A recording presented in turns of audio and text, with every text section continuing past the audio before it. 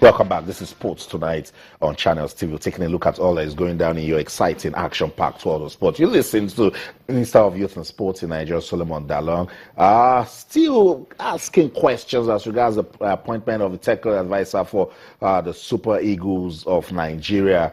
Let's listen to what he has to say about Coach Samson Siasia. That's the new worry for the NFF because they have 5 months' salary they need to pay the coach that won bronze for Nigeria at the Olympics. Let's listen to Solomon Dalong again. We'll be right back. Stay with us. Honorable Minister, what are you doing with Samson Siasia now and the NFF? Samson Siasia is an asset to Nigeria. And unfortunately, we're a country that good people are like wheelbarrow. They are only useful when they are needed. When he visited me yesterday, I appreciated him and I told him, I heard he has resigned. He said no, his contract has ended. And I invited the Secretary of NFF. Because there was also this issue I read on papers that I directed that his car should be withdrawn while he was away. And I only read about it, so I confirmed from him, he said his car was actually withdrawn. I invited the Secretary of NFF. He confirmed that they withdrew his car. I sought to know why would such a decision come up while the man was on national assignment. That all the explanation tendered by the Federation, I frankly told them, I said, these are unacceptable. I mean, you acted in bad faith and you were not fair to the coach. How I wish the coach will be able to overcome all the challenges that has surrounded all the controversies and focus himself to serve the country. Because I told him yesterday, there is no way we will not need him. For the Nigerian Football Federation, I think they need to get their house in order. This idea of throwing your best and branding them with all forms of allegations will not help to build a better sports industry. Every human being has his shortcomings, but he has also his good. We must try to accommodate each other. Because it's sad if Siasia today leave Nigeria for an appointment outside Nigeria. It will not be favorable to Nigeria. And it will be part of those things that displeases me. Because in Rio, so many Nigerians were flying, the tickets of different countries. We could see Nigerians with Nigerian names representing different countries of the world. When shall we patronize our own? And I think the time is to keep people like Siasia. Even if there is something they will give him to do, they should engage him. But if they cannot engage him, then they should also allow him to have some peace and let him give his contribution in a very modest way. But this everyday attack, allegation, counter-allegation against his person, against that is not in the interest of this country. So there you have it, Minister for Youth and Sports, Solomon Dalong, making comments about the issue surrounding Coach Samson Siasia and his appointment with the NFF Cosmos. You listen to him. I don't know. I also think we need to keep Coach Samson Siasia close. But if you're not paying a man and he has responsibilities, he needs to go somewhere to look for some good money. Well, the minister said a lot, and honestly, I was laughing because I was wondering, is this the same minister that went to Atlanta and said that the team, he didn't know the team was there? Was it the same minister that was actually liaising with the captain of the side instead of the coach? But then, that was an aside.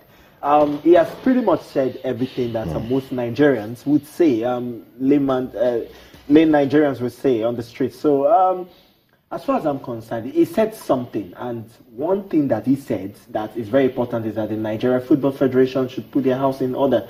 I mean, why wouldn't you pay a coach?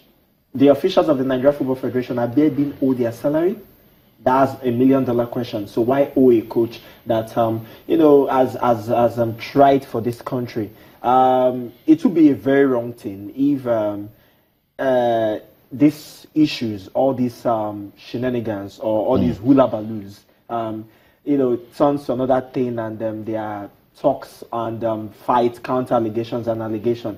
But then, sometimes like that, when your own do not accept you, you need to go out there and they will accept you back later. I mean, same thing happened to Stephen Keshi. He left 2001.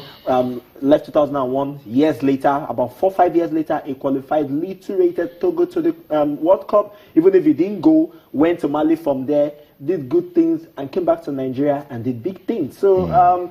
Maybe Fiasa will hold that line, but then I just wish everything can be settled with all these, without so much shenanigans. I know. And sometimes, yes, I know. Sometimes you just want to laugh about these things, but it goes beyond borrowing the language of political higgy. We have to really look into what is going on, because the minister is really not cool with some of the things that the NFF seems to be doing. You see, the 3 parties involved, it's so sad that we have to be talking to them like kids, but not innocent, not totally condemned, so in between. My advice for Siasa is that, like you said, always try to close the door gently, because you might have to come through that door again, and that's my advice. You were in Rio, some of us were not. Nobody knows exactly how everything played out, but we have to rely on social media, on accusations and counter accusations. But what I know is that if we fight the disease instead of the symptoms, if you allege that your coach, for instance, it's been alleged, nobody has proven anything, it's been alleged that, maybe this person takes money or that. But I'm very sure if you pay a coach, if a coach doesn't have to worry about logistics, all of those issues will not even arise in the first place. I don't see a reason why a coach should be the one calling this person, calling that person, help us out, if that person is duly employed by somebody. And the minister said something that no matter what you have against him, he said we must always respect our own. That's we must always treat our own fairly. Yes. A case where you employ a coach and you do everything in your power to sabotage, it's not fair. It's not fair. It's not fair. Because even when things starts going bad with your foreign technical advisor, you need to look inward. Of course, so you need to look at somebody. And experience has shown us, history has shown us that those guys, you can't throw them under the bus like you do to your local coaches. They're going to fly away. You hold them money, FIFA is going to gag you by the throat. You're going to pay. Even despite them giving you a disastrous outing. I can't remember what Betty Votes did to our football. We played against Ghana. We got to the quarterfinals. They with one man, advantage, they still defeated us. And FIFA ensured that we of course. Give him his so you're forgetting the one that went to South Africa and never came back, but he took his money very well. And so I'm thinking, even this same coach, it was reportedly said that he actually gave copies of his contract to FIFA, to the German embassy or something, in case something this happens. It's okay. So it's okay. But my point is that we can stop making ourselves a laughing stock. If we sit down and look at these issues. If, let's not be daggers drawn at each other. The minister, being the elder in this case, can sit down with all the parties involved. A decision has been taken, it can't be reversed. Which way can we go? And he has said it, pay the man his money, allow him to be of service to Nigeria in any capacity. Then do the house cleaning with the NFF without really be seen to be interfering with. But you see, everybody knows that the NFF needs to do a clean